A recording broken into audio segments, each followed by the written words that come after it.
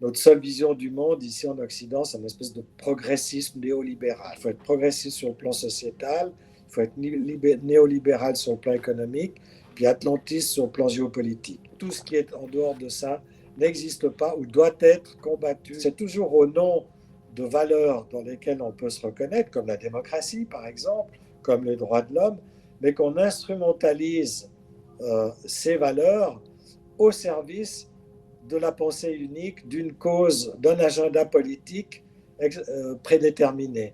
Par exemple, la cause atlantiste, la cause néolibérale, etc. Une des premières décisions de l'Union européenne, ça a été d'interdire les médias russes en Europe. Tous les jours, on nous dit chez nous la presse est libre. Mais ça n'est pas le cas. Si vous interdisez des médias, c'est que la presse n'est pas libre.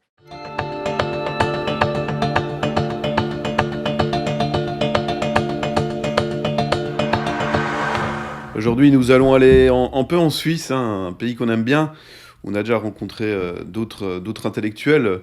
Aujourd'hui, on va rencontrer un journaliste, Guy Mettan, qui est homme politique suisse, originaire du canton du Valais. C'est un plaisir. On avait déjà commencé l'interview avec vous, Guy Mettan. Il y avait eu des petits problèmes techniques.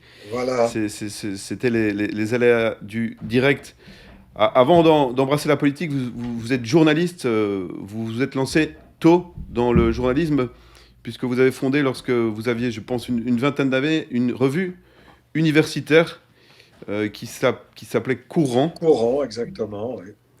À l'époque, il y avait peut-être encore moyen, dans les milieux universitaires, de trouver une dissidence, hein, qu'on trouve beaucoup moins maintenant. J'ai encore entendu récemment qu'il y a Louis Fouché qui vient ici en Belgique, et il y a des syndicats d'étudiants qui ont fait pression sur la salle qui doit l'accueillir pour empêcher qu'il vienne en le traitant d'extrême droite.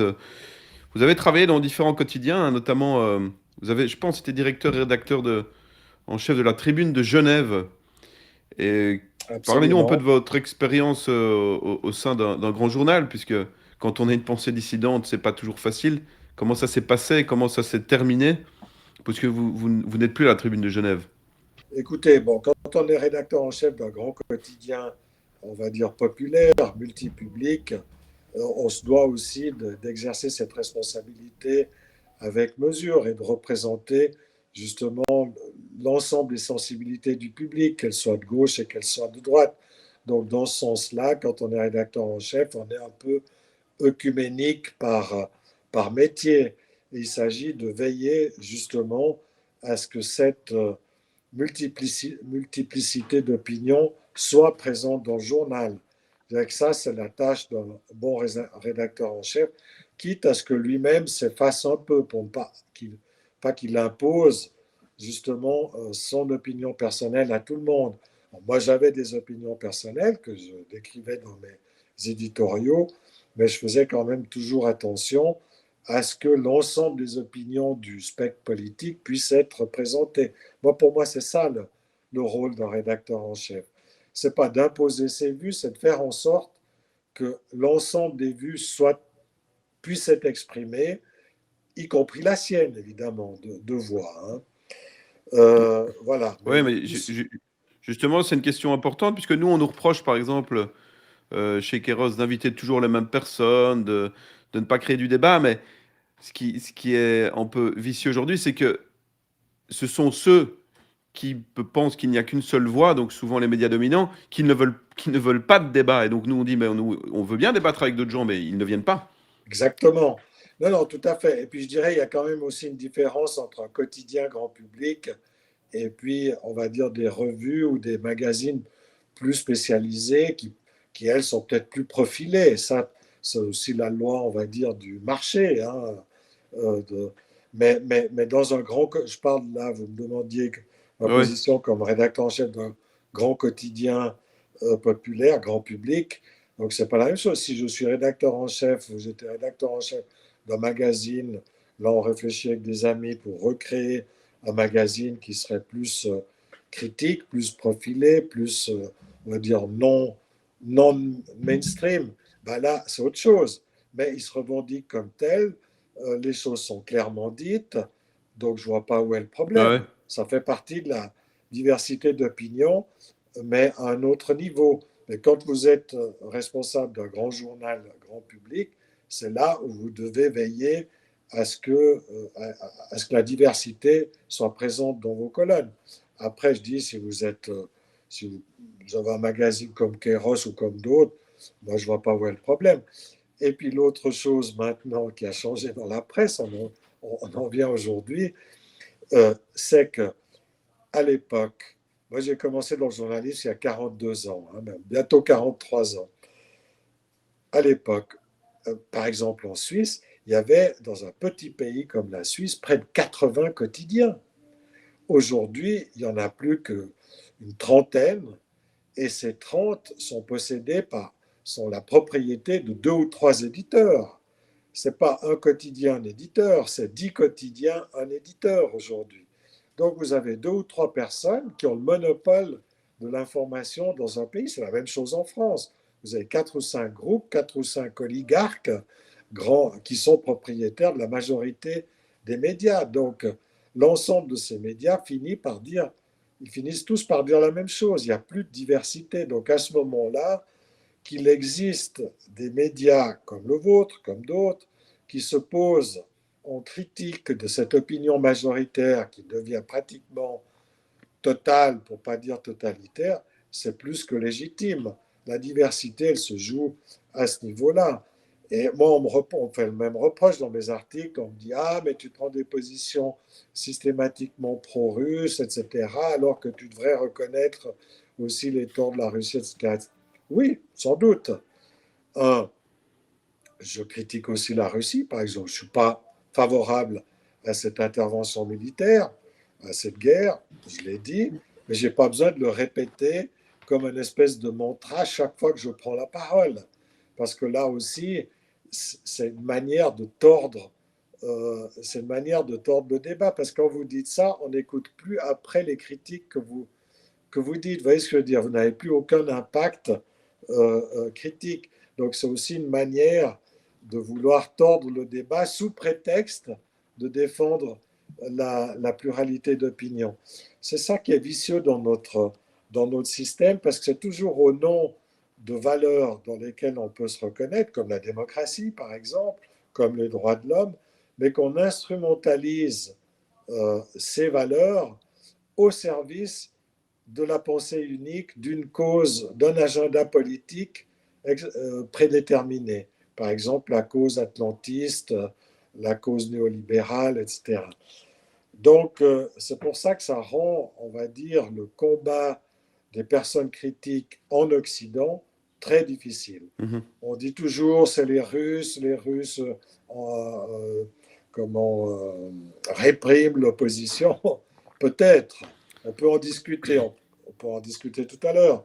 Mais chez nous, c'est exactement la même chose. Et si vous n'êtes pas dans l'opinion majoritaire, vous n'avez simplement pas accès aux médias. Moi, je suis boycotté par les médias suisses pratiquement depuis le début de la guerre en Ukraine. J'étais sur quelques radios publiques, maintenant, terminé. Il n'y a plus qu'une opinion qui compte. Mhm. Et ça, ce n'est pas le Oui, rôle des médias. c'est Surtout une... pas des médias grand public, comme la radio publique ou les grands quotidiens. Ouais, c'est une période extraordinaire, le Covid et maintenant la guerre en Ukraine, pour que certaines personnes réalisent à quel point les médias sont des outils de propagande, hein, de fabrication du consentement, comme disait Chomsky-Hermann, Absolument. plus que du journalisme, des outils d'information. D'information, ouais, ouais. Et de formation de l'opinion par la diversité. Ouais. Absolument. Je me suis souvent appuyé dans mon travail sur la charte des droits et des devoirs du journaliste, la charte de Munich, dont le premier devoir du journaliste dit notamment, pour moi très important, respecter la vérité, quelles qu'en puissent être les conséquences pour lui-même, et ce en raison du droit que le public a de connaître la vérité. Vous-même, vous aviez proposé de créer un serment déontologique des journalistes, n'est-ce pas? Expliquez-nous un peu de quoi il s'agissait, et aussi, Oui, et aussi les instances, je suppose que vous avez aussi des instances officielles journalistiques dans votre pays, est-ce qu'elles ressemblent aux nôtres? C'est-à-dire, pour moi, elles ne sont que euh, des, des soi-disant officines servant la liberté d'expression, la liberté des médias, mais qui sont en fait là pour défendre leurs médias mainstream à eux, puisque tous ces représentants dans, dans les, dans ces services censés défendre la liberté de la presse sont des représentants des médias mainstream. Ah, absolument. Absolument. Non, ce serment des journalistes était issu de discussions qui avaient lieu dans le cadre de rencontres de l'UNESCO. À l'époque, le patron de l'UNESCO, donc, dont le siège est à Paris, était un Espagnol qui s'appelait, l'ancien Premier ministre s'appelait Federico Mayor, et qui avait organisé des rencontres d'intellectuels vraiment de grande valeur, de grand prestige. Il y avait Umberto Eco, il y avait des tas de prix Nobel de la science, de la sociologie, enfin du monde entier. Ça avait lieu en Espagne et il y avait notamment un cercle de journalistes. Il y avait le rédacteur en chef du New York Times, il y avait des gens d'Angleterre, enfin, qui venaient du monde entier, des grands journaux. Et dans le cadre de la partie, on va dire, médias, j'avais proposé un serment des journalistes. Pourquoi? Parce que les journalistes ont des droits, comme là, qui sont fixés d'ailleurs par la charte de Munich, mais aussi des devoirs. Or, le fait que maintenant on focalise uniquement sur les droits euh, tend à faire que les journalistes, y compris, parce qu'il faut d'abord balayer devant notre porte, c'est bien de critiquer les gouvernements, les entreprises, enfin tout le monde, ça. Mais c'est aussi bien que les journalistes s'intéressent aussi à leur propre métier et fassent de temps en temps leur autocritique. Ils n'en sont que plus crédibles quand ils critiquent autrui. Donc j'étais parti de cette idée-là, j'ai dit, mais il faudrait aussi que nous fassions aussi notre job et qu'on se dise, on a des droits, ces droits doivent être garantis, mais il y a aussi des devoirs. Qui dit droit dit aussi devoir, des responsabilités. On ne peut pas, par exemple, flétrir quelqu'un n'importe comment.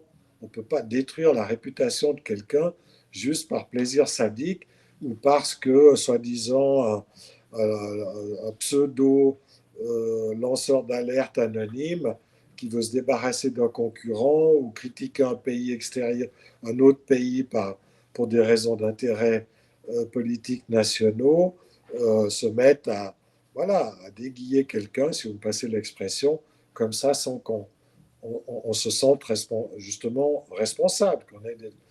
J'avais essayé de proposer un article, on avait été assez loin, et finalement, ça n'a pas abouti, parce que c'est vrai que quand on se met à préciser la notion de devoir, et ça c'est les anglo-saxons, c'était surtout les Britanniques et les Américains qui s'étaient opposés, ils n'aiment pas la notion de devoir. Hein. Ils sont très jaloux de leurs prérogatives, ce qui n'est pas mal en soi. Enfin, ils sont très jaloux de leurs prérogatives. Et eux ne voulaient pas entendre parler de notion de devoir parce qu'ils disaient que ça va trop vite être des règles impératives, ce qui fait qu'on va entrer dans une espèce de totalitarisme. Vous voyez le danger de ça. Sauf, peut-être qu'avait-il raison, mais sauf que en évitant cela, et même en se basant uniquement sur cette notion de droit, on est quand même entré dans une manière totalitaire de faire de la presse, de faire des médias, puisque, comme on vient de le dire, ces médias ont connu une concentration capitalistique énorme dans les mains de quelques personnes, de quelques individus. Dans chaque pays, c'est la même chose. Au niveau international, c'est la même chose. Les grands médias sont souvent propriétés via les entrées en bourse des groupes de médias, propriété par exemple de fonds de pension ou de fonds américains comme BlackRock et d'autres qui investissent dans les médias. C'est pas juste, sachant que les médias rapportent peu d'argent, c'est pas par charité, Mhm.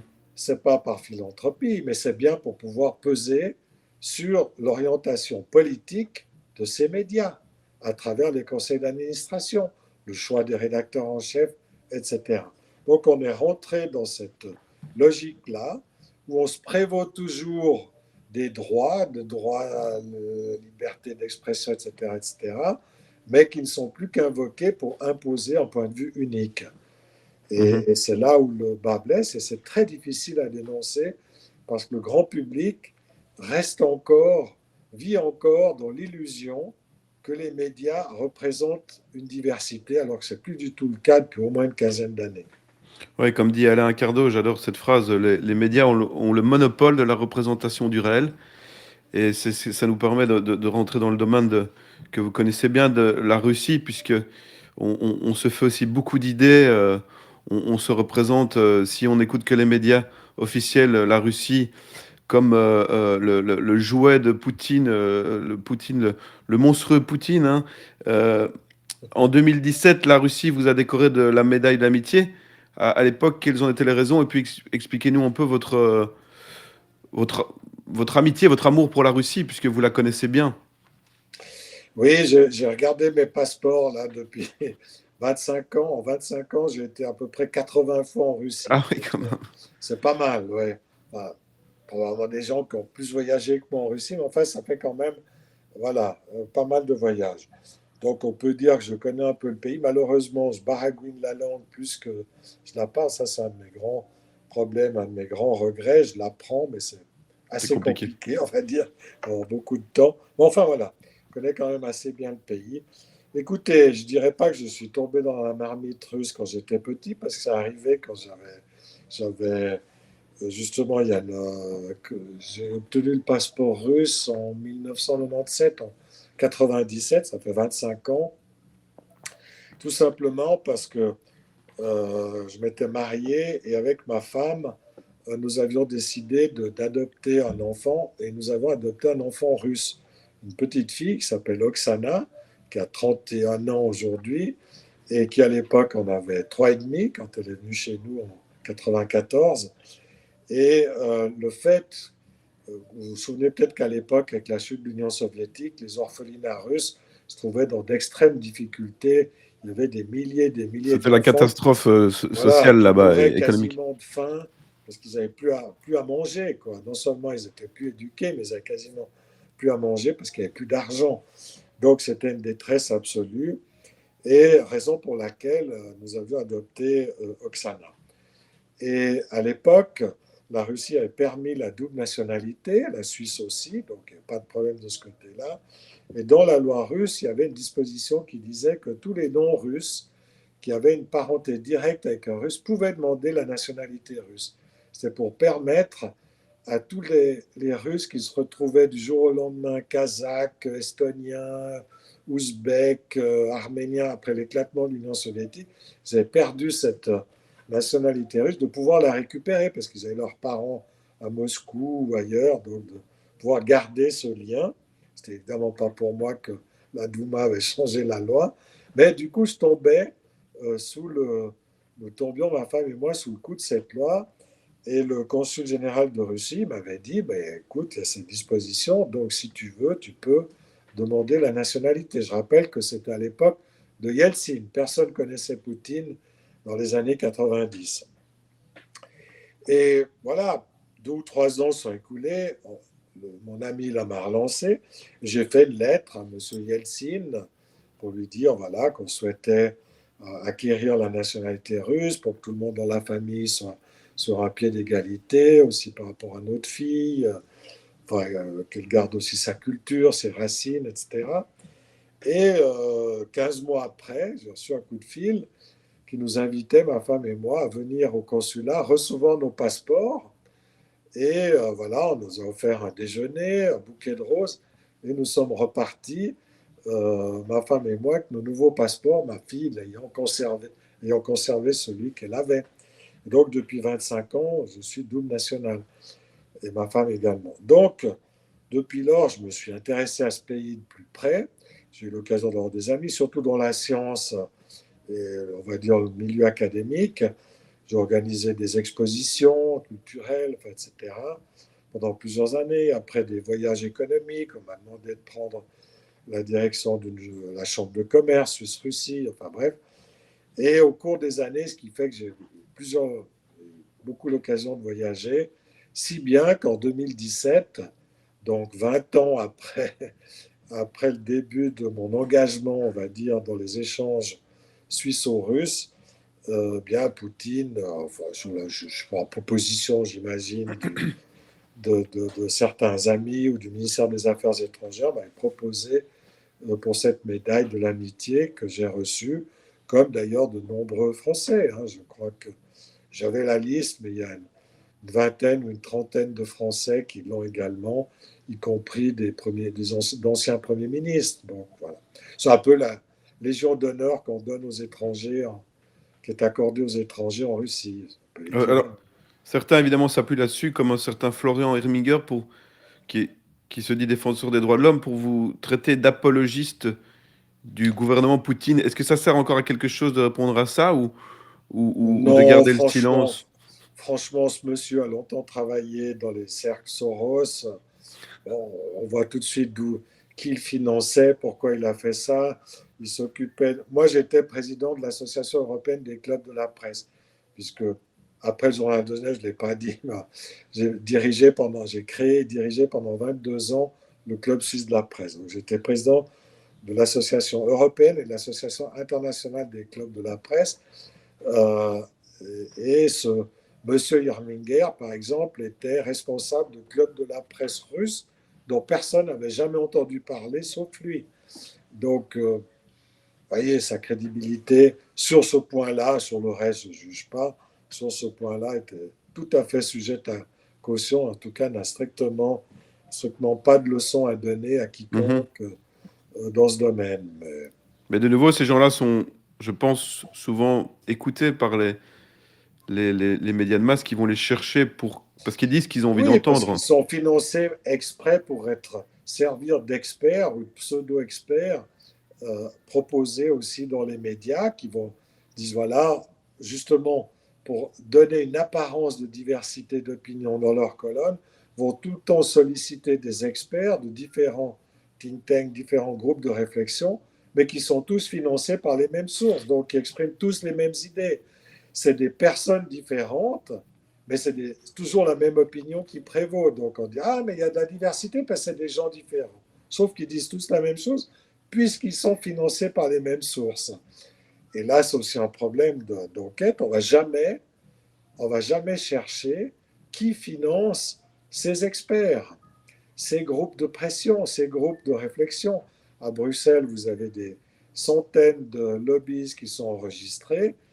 Énormément de ces lobbies, en tout cas ceux qu'on entend dans la presse, sont la plupart du temps financés par les Occidentaux ou par M. Soros, d'autres milliardaires ou d'autres instances gouvernementales. Ça passe par des canaux souvent un peu latéraux comme ça.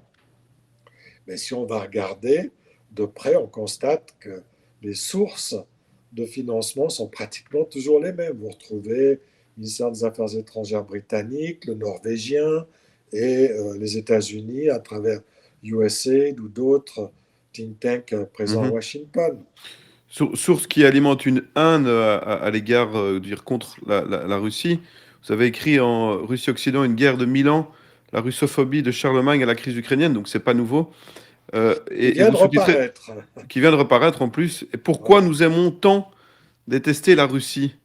Pourquoi nous aimons tant détester la Russie? Oui, bah merci de.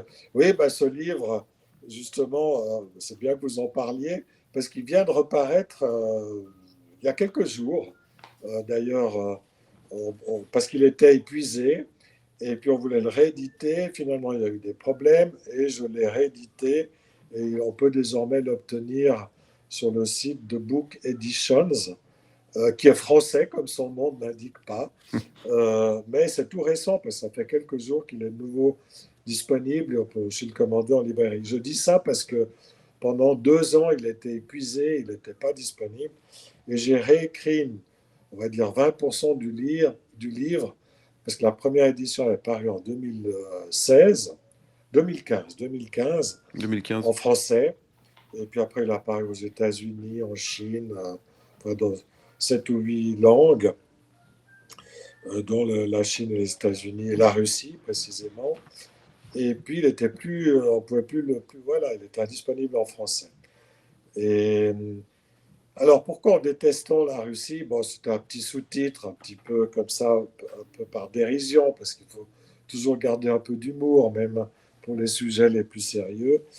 Parce que simplement, j'ai remarqué que cette guerre, pour ça, ce qui explique aussi le titre, n'était absolument pas nouvelle. En faisant mes investigations, c'était après l'affaire de Maïdan, c'est-à-dire le putsch de Maïdan, le renversement du gouvernement 2014. légitime en 2014 et le remplacement par un gouvernement, on va dire, putschiste, parce qu'issu d'émeutes financées par les Occidentaux et notamment par les Américains, avec Madame avec Joe Biden, Et John Victoria McCain Nuland.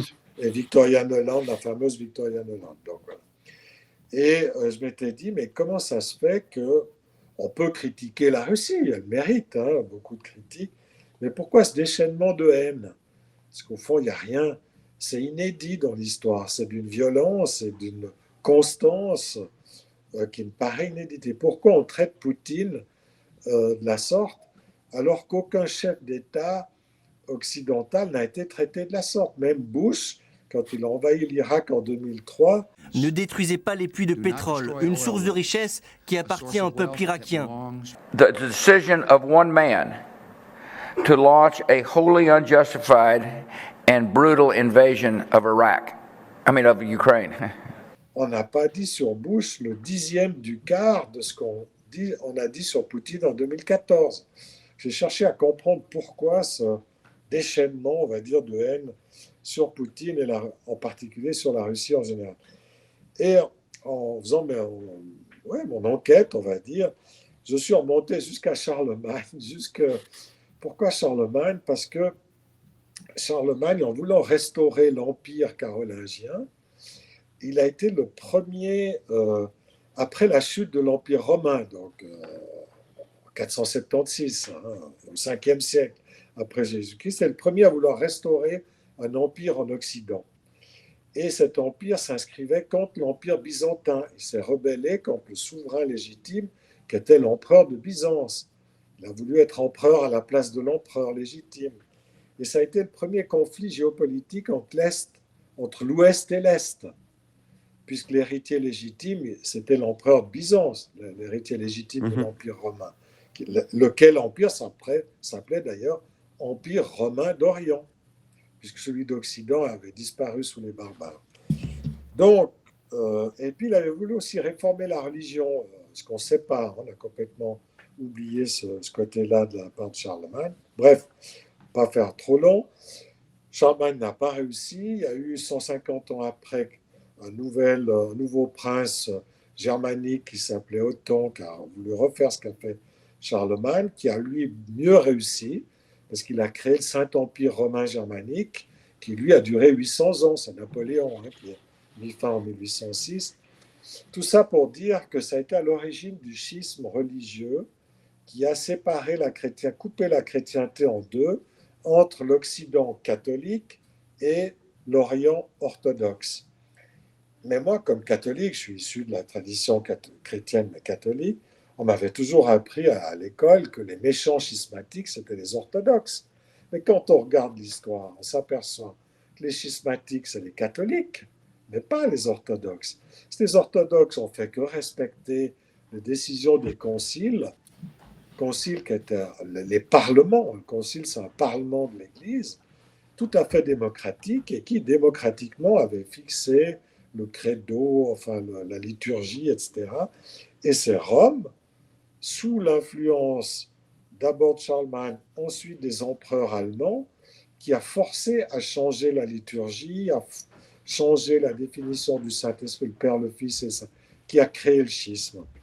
Et ça, c'est la base, on va dire, religieuse, théologique de cette crispation, de cette opposition entre l'Occident et l'Orient qui s'est maintenue après la chute de l'Empire byzantin en 1453 et qui, après le XVe siècle, s'est transférée, cette vieille haine entre catholiques et orthodoxes, s'est transférée contre les Russes qui, eux, étaient devenus au XVe siècle la principale, on va dire, puissance orthodoxe, principal pays orthodoxe, après la disparition de Byzance au profit des Turcs. Mais est-ce qu'on pourrait dire que ces racines historiques pourraient être dépassées au profit d'un rattachement, d'une nouvelle amitié, mais que ce qui est bien plus important, c'est l'impérialisme américain, pour qui, d'un point de vue économique, c'est totalement impossible que l'Europe se rattache à la Russie. Ça serait Oui, la fin précipitée de leur domination. tout à fait, tout à fait. Si on vient à l'époque moderne, vous avez tout à fait raison. Mais c'est important de connaître les raisons historiques et de savoir que sur ce conflit économique se greffe aussi un vieux conflit religieux, on va dire idéologique, entre l'Est et l'Ouest, qui a été repris et qui est toujours d'actualité. Parce que si vous regardez l'Ukraine, vous avez toute la partie occidentale de l'Ukraine, la région de Lvov, c'est des catholiques uniates, rattachés à Rome. Donc les plus extrémistes des Ukrainiens, les nationalistes, ceux qu'on dit, et dont beaucoup ont des tendances, on va dire, néo-nazis, hein, Les bandéristes. Les bandéristes, tous ces gens viennent de la partie occidentale catholique. Donc, vous voyez que sur ce terreau-là, le nationalisme ukrainien moderne a ressurgi ou s'est appuyé là-dessus. Donc c'est une dimension qui existe toujours derrière les conflits économiques, etc., la volonté impériale américaine. C'est pour ça que c'est important de le comprendre. Et vous avez une Europe qui est coupée en deux depuis la Finlande, les pays baltes qui coupent en deux l'Ukraine, précisément, parce que toute la partie orientale est orthodoxe et la partie occidentale est uniate, ce qu'on appelle uniate. Ils ont le rite orthodoxe, mais ils sont d'obédience catholique romaine, enfin romaine. Donc on voit que ces vieilles divisions sont toujours actives aujourd'hui. C'est pour ça que c'est important de les garder en tête. Alors effectivement, aujourd'hui, les Américains, qui eux-mêmes sont aussi très religieux, nous on a oublié cette dimension-là en Europe, parce que pratiquement la laïcité a fait que la chrétienté maintenant est passée tout à fait au second plan et on a perdu ces notions-là. Mais les États-Unis, les Américains sont toujours extrêmement religieux. C'est aussi une guerre de religion, la guerre d'Ukraine. Pourquoi? Parce que soit les catholiques, soit les protestants, les évangélistes américains défendent une vision, on va dire, chrétienne occidentale contre les orthodoxes, même s'ils sont évangélistes. Vous voyez ce que je veux dire? Donc, c'est pas non plus, c'est pas quelque chose qui a disparu. C'est pas parce qu'on voit plus sur la carte que ça a disparu des consciences et des racines, des causes profondes du conflit.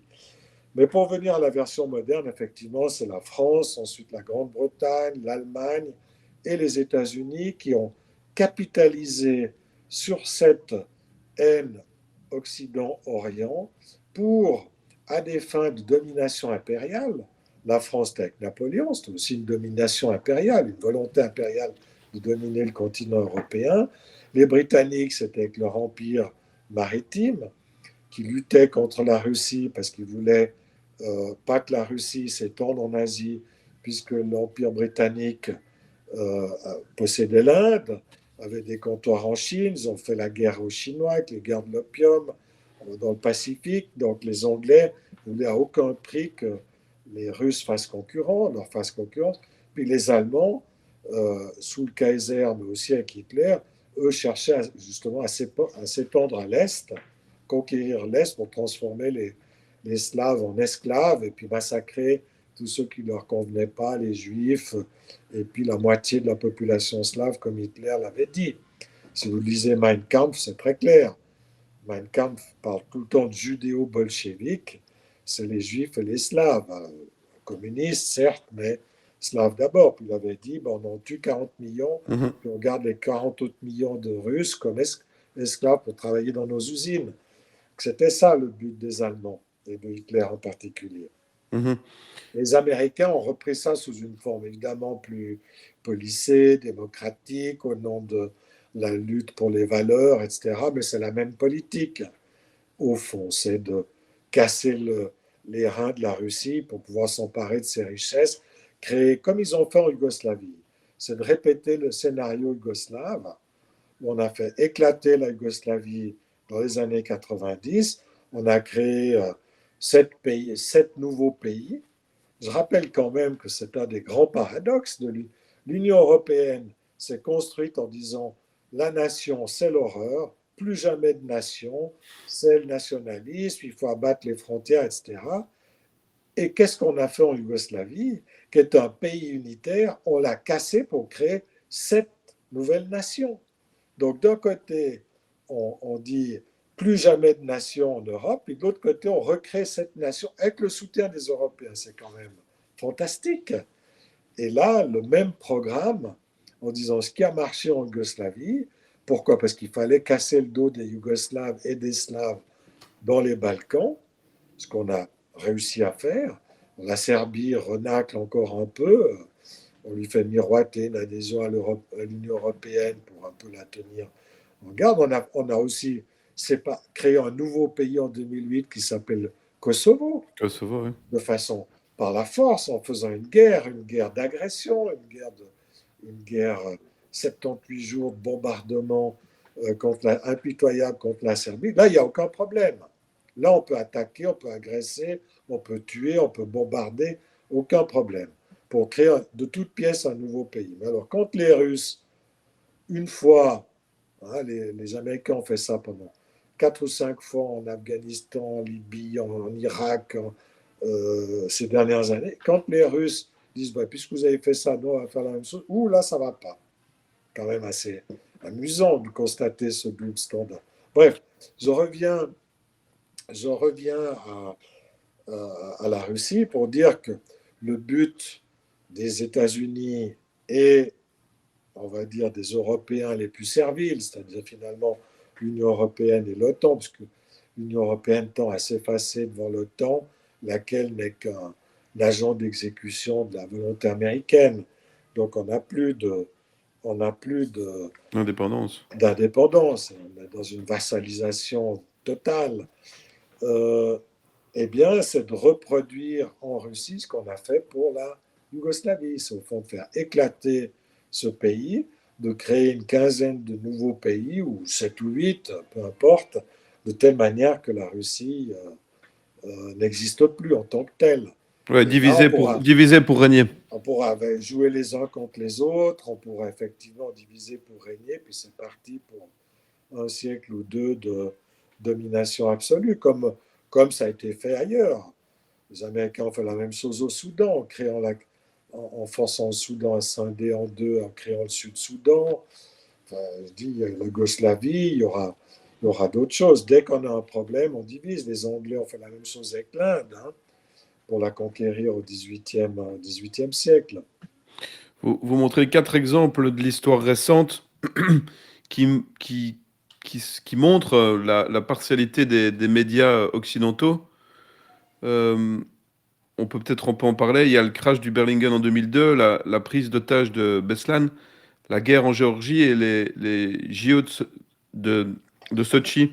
Est-ce que vous pouvez un peu nous expliquer en quoi on voit avec ces 4 événements de l'histoire récente comment les médias mainstream construisent un narratif sur la Russie qui n'est pas du tout fondé sur le réel?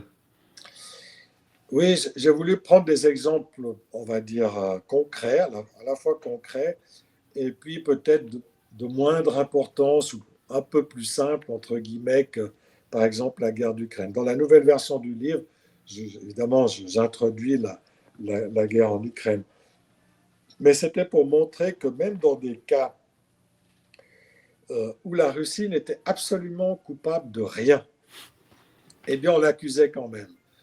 Le cas, c'était la catastrophe du Berlingen. C'est un avion russe qui s'est écrasé parce qu'il est entré en collision avec un avion de DHL au sud de l'Allemagne en 2002, sans qu'on sache rien. Donc les 2 avions s'étaient écrasés. Il y a eu 73 enfants tués, russes, donc tués, plus les pilotes des 2 avions, enfin l'équipage des 2 avions. Donc, et avant même qu'on sache quoi que ce soit, la presse, les agences de presse et les journaux ont commencé à accuser les Russes en disant oui, le pilote avait trop bu, oui, il ne parlait pas anglais, donc il n'a pas compris ce qu'on lui disait, ce que le contrôle aérien lui disait, ou l'avion, comme c'est des Russes, l'avion était mal entretenu, c'était un vieux coucou, etc.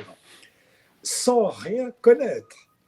Et quand l'enquête a été faite, dans quelques jours, et surtout quelques mois après, il est apparu que les Russes n'étaient strictement pour rien.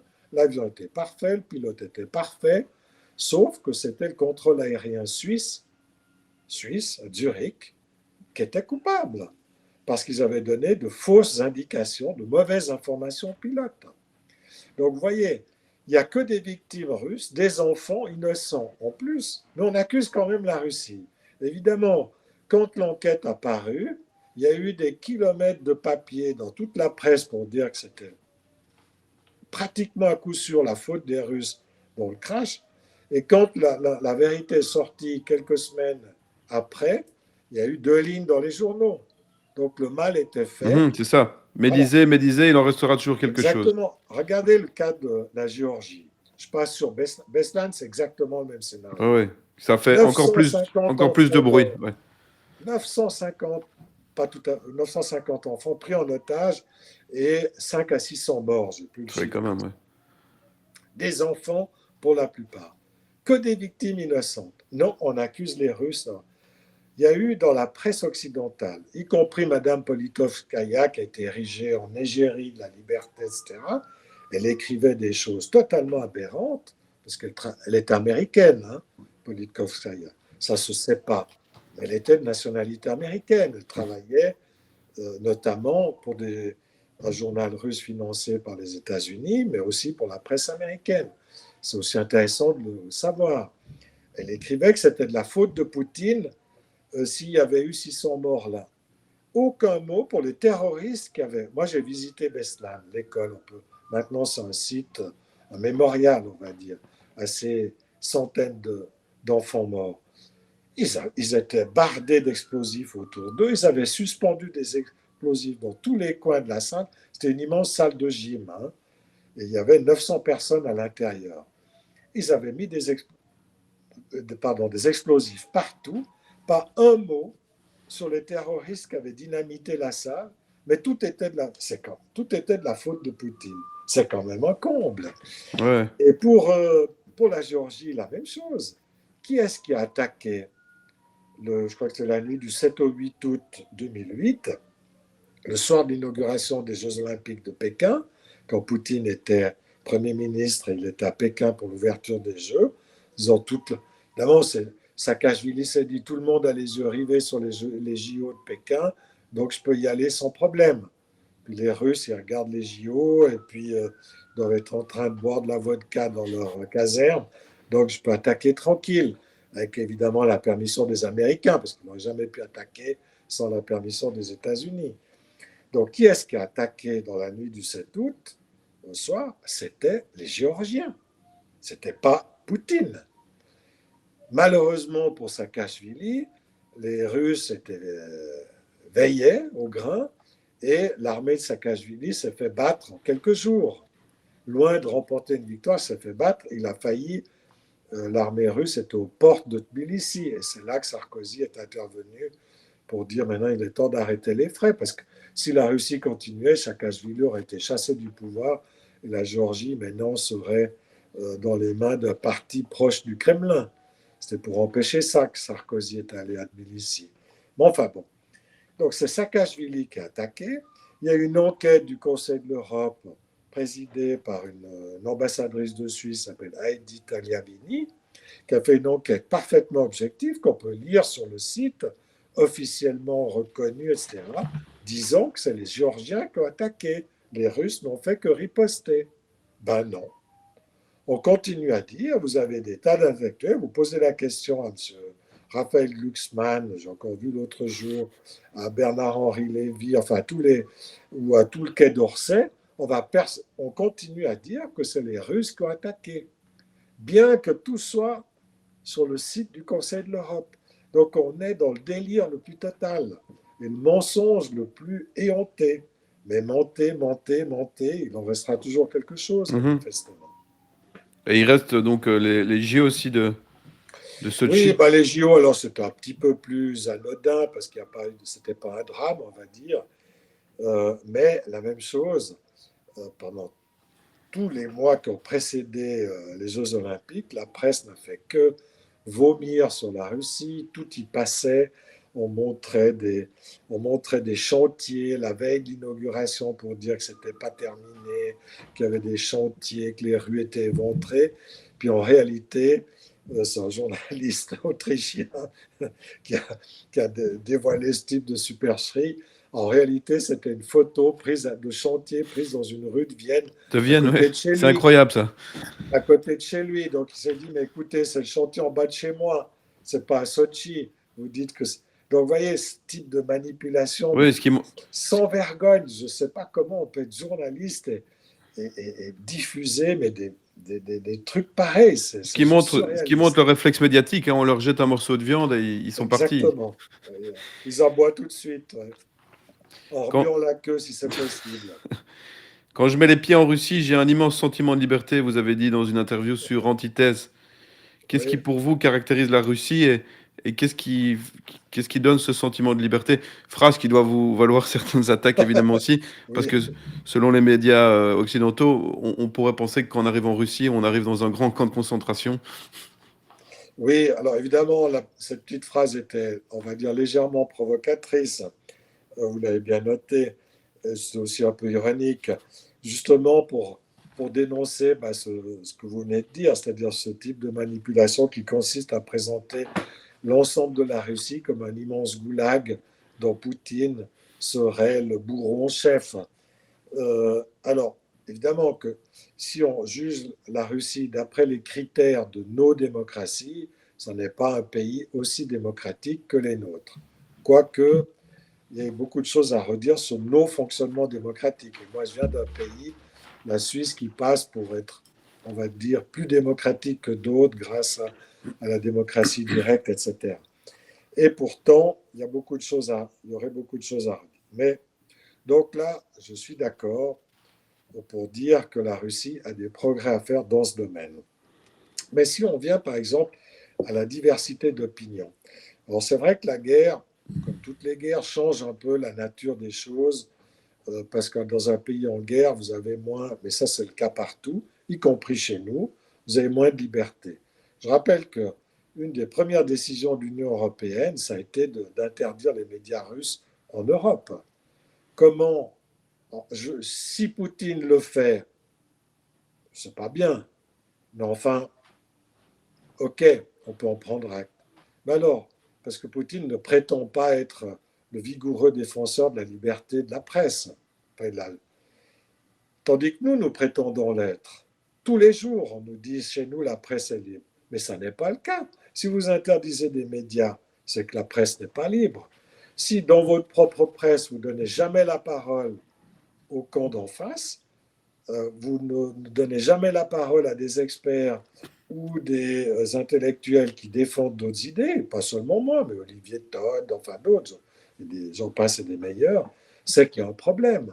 Donc il ne faut pas venir dénoncer ce qui se passe en Russie quand la paille qui est dans l'œil russe alors que nous avons une poutre dans le nôtre. Vous voyez, donc c'est tout ça qui est en jeu. Et ce que j'ai voulu dire par là, c'est que la Russie n'est pas un goulag. Si vous y allez, vous respirez aussi une forme de liberté, et même pas seulement une forme, une liberté réelle, parce que vous avez un sentiment d'espace, vous avez un sentiment que vous n'avez pas chez nous, que je ressens ni à Paris, ni à Genève. Cette, D'ailleurs, les Russes, c'est aussi intéressant de le noter, ont deux mots pour exprimer la notion de paix, par exemple, de paix. Il y a mir, et puis l'autre mot, je crois que c'est, je ne sais plus comment ça s'appelle. J'ai oublié le nom, maintenant ça me reviendra. C'est intéressant de voir qu'un pays a deux mots pour exprimer la notion de paix. Nous n'en avons qu'un seul. Ça veut dire que quelque part, les Russes ont un sentiment de paix, on va dire de paix métaphysique. Hein. L'autre mot, c'est une paix, une espèce d'harmonie générale, de Mhm. comment vous vous sentez dans l'existence par rapport à la nature, dans la vie, quoi, par rapport à la paix des ménages ou la paix au sens classique du terme. Donc c'est tout à fait intéressant. Ça, c'est des dimensions qu'on ignore et auxquelles les Russes sont très sensibles. Les Chinois, la même chose. On dénigre sans arrêt la Chine. Oui, ce n'est pas un pays démocratique, en tout cas pas au sens occidental. Pas de problème là-dessus. Mais cette notion d'harmonie sociale qui remonte dans l'histoire chinoise, des millénaires dans l'histoire chinoise, notion d'harmonie sociale, de sens du collectif, que pour être c'est aussi une forme de liberté intérieure. J'ai eu une discussion à ce sujet très intéressante avec un peintre intellectuel chinois en disant, vous en Occident, vous avez une forme de liberté, nous on en a cinq. Parce que pour nous, la dimension la plus importante, c'est la liberté intérieure. C'est la liberté d'être soi-même. C'est qu'on nous permette, dans notre fort intérieur, de nous sentir libres. Je ne vais pas faire un cours de philosophie sur la liberté, mais c'est intéressant d'avoir cette discussion. Parce que ce n'est pas du tout une notion de liberté à laquelle nous, Occidentaux, sommes sensibles. Quand on parle de liberté chez nous, c'est uniquement la liberté politique, la liberté que les ONG revendiquent sans arrêt. C'est Mhm. important, la liberté politique. Mais il y en a d'autres aussi quand on va chercher. Donc c'est toute cette dimension-là que quand je vais en Russie, je retrouve. Et c'est pour ça que dans un certain sens, je me sens plus libre en Russie que, je dis de façon paradoxale, que parfois chez nous. Il y a aussi une autre manière d'aborder le rapport aux médias, hein. Si on pense par exemple au contrôle de Macron sur l'information et sur ce qu'il pourra dire aux journalistes qui sélectionnent avec attention. Je suis toujours étonné de voir le président Poutine interviewé par Oliver Stone et qui lui pose des questions pendant des heures. Alors il y a peut-être eu de la censure, on ne sait pas, mais j'imagine peu Macron être interviewé par un réalisateur russe et se laisser aller à toutes les questions possibles et imaginables, parce qu'on voit Oliver Stone qui lui pose évidemment des questions sur la guerre, sur les médias, Mhm. mais aussi sur les lois qu'ils ont fait passer par rapport pour éviter le wokisme et de Mhm. parler aux jeunes d'homosexualité et de sexualité beaucoup trop tôt. Donc je trouve que c'est quand même quelque chose de totalement différent. On peut quand même parler d'ouverture du président russe. Oui, bah, évidemment. Donc, vu de chez nous, ça passe pour une position conservatrice. Et tout ce qui est conservateur, c'est le mal absolu, hein, puisque notre seule vision du monde ici en Occident, c'est une espèce de progressisme néolibéral, hein, progressisme atlantiste néolibéral. Il n'y a que cette notion-là qu'il faut être progressiste sur le plan sociétal, il faut être néolibéral sur le plan économique, puis atlantiste sur le plan géopolitique. Ça, en dehors de ça, tout ce qui est en dehors de ça n'existe pas ou doit être combattu et abattu. Ouais, c'est des fachos, les. Voilà, tous les autres, c'est des fachos. Et donc, bah, oui, Poutine défend une vision, une conception, on va dire, traditionnelle de l'homme, enfin, de l'être humain, l'homme et de la femme. D'abord, il dit, bon, bah voilà, il y a deux sexes, c'est pas de ma faute, c'est comme ça, hein, je n'ai rien fait. Mais enfin, jusqu'à nouvel avis, enfin, en tout cas, jusqu'avant 2017, c'était comme ça, y compris chez nous. Alors maintenant, on nous dit, non, c'est plus comme ça, ok. Mais enfin, on verra où ça mène, hein, cette espèce de délire wokiste et cette espèce de course à la multiplicité de genres, à l'identité de genre. Je pense qu'on arrivera fatalement à une impasse et qu'à un moment donné, il y aura un contre-coup, il y aura une réaction, que la nouvelle génération qui viendra après celle-là va se dire, mais C'est du délire. c'est déliré. C'était comme, je dis, le marxisme dans les années 70, quoi. Et voilà, toute l'université était marxiste au début des années 70, puis après, elle a viré de bord. Maintenant, il y revient, comme on l'a dit tout à l'heure, sous une autre forme. Mais enfin, ça risque de faire, parce que je ne vois pas où peut mener ce genre de débat. Comme vous l'avez dit, j'étais aux États-Unis il y a un mois, et puis j'étais à Detroit, mais je mangeais chez des amis, et puis la femme de mon ami, qui est américaine, était prof de biologie. Et puis on parle de ça parce que leur fils rentrait de l'école, et puis il a 14 ans, puis il était un peu dévasté parce qu'il était très copain avec deux filles de son âge, avec qui il a fait toutes ses classes primaires, et puis qui sont noires, africaines, enfin noires, voilà, afro-américaines. Ils étaient très copains, puis depuis 2 mois, elles ne lui parlent plus, les filles ne lui parlent plus, parce que depuis la rentrée, il y a quelques mois, là, de septembre l'année dernière, on a fait des cours d'empowerment, de capacitation de genre et de race, et on a appris à ces filles que tous les blancs étaient de méchants racistes, suprémacistes. Donc, le copain avec qui elle prenait le bus tous les jours, du jour au lendemain, enfin en quelques semaines, est devenu un adversaire alors qu'ils étaient potes. Incroyable. Et donc, pour lui, ça le bouleversait en disant, ça fait 10 ans qu'on va à l'école, puis là, maintenant, il ne me parle plus, je suis le méchant blanc. Enfin, il était un peu bouleversé.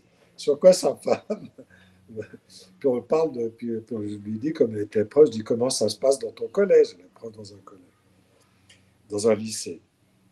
Puis elle me dit, ah ben, je suis prof de biologie depuis, je ne sais plus quand, je crois l'année passée. Elle a l'interdiction de prononcer le mot mâle et femelle. Interdit de dire mâle et femelle. Alors je lui dis, mais parce qu'il y a des animaux mâles et femelles, enfin bon, ça a l'air, jusqu'à maintenant, la biologie nous enseignait ça. Enfin, je dis non, alors comment tu dois dire? Alors elle doit dire la moitié de l'ADN qui porte le sperme, si c'est un mâle, et la moitié de l'ADN qui porte l'ovule, si c'est une femelle ou une femme. Non, mais vous voyez le délire total dans lequel on entre. Ouais, qui arrive rapidement en Europe, hein. Et donc c'est sûr, comme les Européens font toujours du zèle pour copier servilement les Américains, dans 6 mois, c'est dans nos lycées. Mais comment on peut enseigner la biologie au déni, au mépris de ce qui est évident? Alors, ça n'empêche pas qu'il y ait des gens qui puissent se sentir trans, homosexuels. Là n'est pas le problème. Moi, j'ai aucun problème avec ça. Et vous non plus, j'imagine. Aucun. Le problème vient quand on impose aux autres cette vision-là et qu'on leur interdit d'avoir une autre vision que celle-là. De nouveau, on est dans le totalitarisme le plus pur. Et c'est ça qui ne joue pas. Si on veut délirer, chacun doit avoir le droit de délirer. Si on veut... Mais non, c'est la mode aux États-Unis, c'est aussi le jeune homme qui me disait ça, c'est les furries. Furries, ça vient du mot anglais qui fur. Fur, ça veut dire fourrure. Pourquoi? Parce que maintenant, il y a beaucoup de jeunes élèves qui viennent habillés en Mickey, qui viennent habillés en lapin, en chat, en chien, et qui revêtent des costumes de chat et qui exigent d'être traités comme des chats ou des chiens, qu'on leur donne une pâtée dans une gamelle, un idi. Ce qui avant était vu Moi, je veux comme être une reconnu psychose. comme un lapin, donc il faut que je mange comme... Oui, puisque on fait des toilettes pour ceci, pour les femmes, les trans, les hommes, enfin, peu importe. Donc, il n'y a pas de raison qu'on s'arrête là. Il n'y a pas de raison à ce que les 15 autres genres qui viennent derrière n'aient pas leur propre toilette publique. Si on en donne aux uns, pourquoi pas donner aux autres? Et pourquoi pas donner à ceux qui se considèrent comme des animaux? On va leur donner une niche. On est vraiment dans le règne de la folie. Mais ça vient de venir. Les furries, ça existe. Avant, c'était ceux qui se déguisaient en Mickey dans les, vous savez, dans les trucs Disney, là. Mais maintenant, c'est devenu une revendication de genre. C'est encore autre, c'est plus un jeu, ça devient une identité. Donc, avec tous les droits qui sont censés être attachés à cette minorité-là. Donc, je ne sais pas comment on va gérer ça, mais ça va être furieusement intéressant d'observer ça, surtout quand ça va venir en Europe dans les mois qui viennent. Oui, ça arrive et ça arrive vite. Vous avez dit que l'Europe, pas que pour cette raison-là, était un continent perdu. Est-ce qu'il faut, est-ce qu'il Oui. faut penser à émigrer vers la Russie ou vers les pays Écoutez, asiatiques? la Russie est une option. Il y a de la place en tout cas, hein. En Russie, ce qu'il y a de bien, c'est que vous pouvez faire 300 km dans la journée et y voir personne. Donc là, il n'y a pas de problème de place. L'espace est à disposition. Et le coût de la vie est tout à fait abordable. Bon, après, je ne sais pas s'il fallait en Russie, mais euh, euh, oui, quelle était la question? Enfin, je réfléchissais Oui, avec plaisir. l'Europe est un continent perdu, Oui, le et, continent.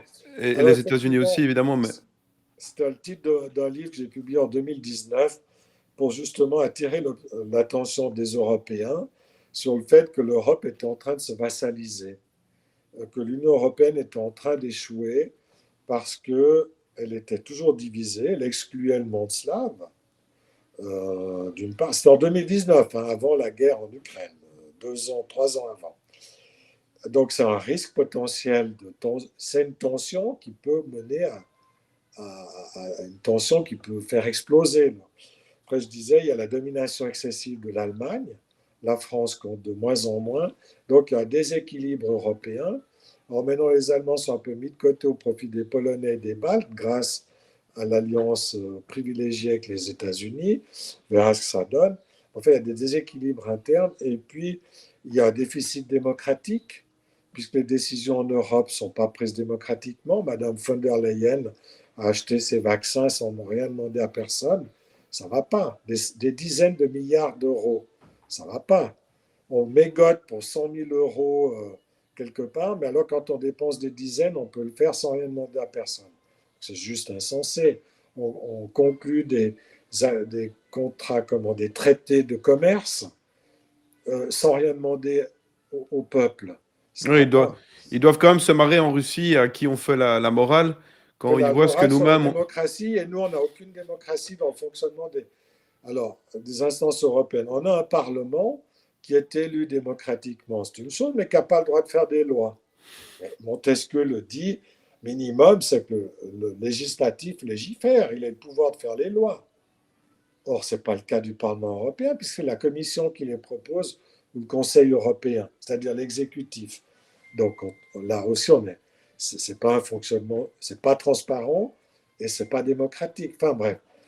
Et puis je disais, avec l'OTAN, parce que vous avez l'Union européenne qui fonctionne, on va dire, relativement bien, et vous avez l'OTAN, complètement dominée par les États-Unis, vous avez une foule d'instances européennes qui se chevauchent, qui s'entremêlent, etc. Donc c'est d'une opacité totale cet ensemble. Hein. Le militaire dépend des États-Unis. Comment on peut avoir une souveraineté si vous avez votre défense qui dépend des États-Unis parce que c'est les États-Unis qui commandent l'OTAN? Donc là, de ce point de vue-là, il faut laisser à Macron ses réflexions. Quand il parle d'OTAN ou d'autonomie de défense européenne, il a totalement raison. Moi, je suis pour une armée européenne, mais pas une armée américaine en Europe. Tout à fait différent. Chaque pays a le droit de se défendre, mais il faut que notre continent ait aussi ce droit.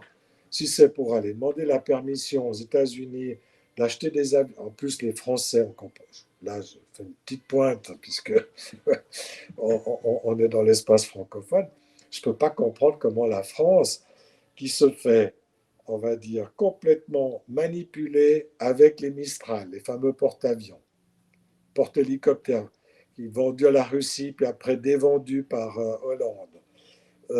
Donc, complètement avoir là-dessus, qui se fait complètement avoir avec les avions, les Rafales.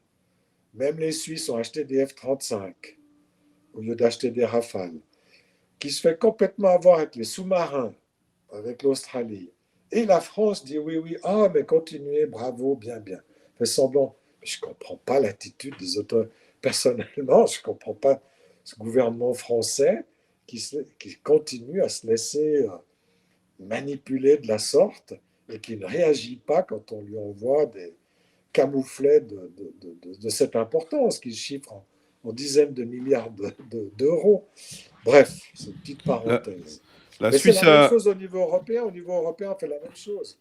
On achète du gaz à prix d'or aux Américains, Gaz alors qu'on naturel a du gaz liquéfié. bon marché russe, du gaz liquéfié. L'industrie allemande va perdre toute compétitivité parce qu'elle perd justement de l'énergie à bon marché. On va fabriquer, on sacrifiera, je pense que la France va bientôt être obligée de sacrifier ses centrales nucléaires parce que les Allemands n'en veulent pas et puis que les Européens vont faire pression pour que la France abandonne le nucléaire. Mais franchement, où va-t-on, quoi? La Suisse a été particulièrement zélée dans les sanctions contre la Russie. Oui. Justement, est-ce qu'on peut encore parler de neutralité de la Suisse de manière générale Ah, aussi? bonne question. Et malheureusement, pour moi, c'est une catastrophe. Cet abandon en rase campagne de notre neutralité bicentenaire était une catastrophe. Évidemment, personnellement, ça m'a mis hors de moi parce que je trouvais que capituler en 48 heures, en 2 jours, capituler en 2 jours sur 200 ans de neutralité, pour moi, c'était totalement inacceptable. Alors, heureusement, on verra si une majorité du peuple suisse pense ça, mais des indices, on va dire, des indicateurs permettent de penser que les Suisses restent très attachés à la neutralité malgré les options prises par notre gouvernement.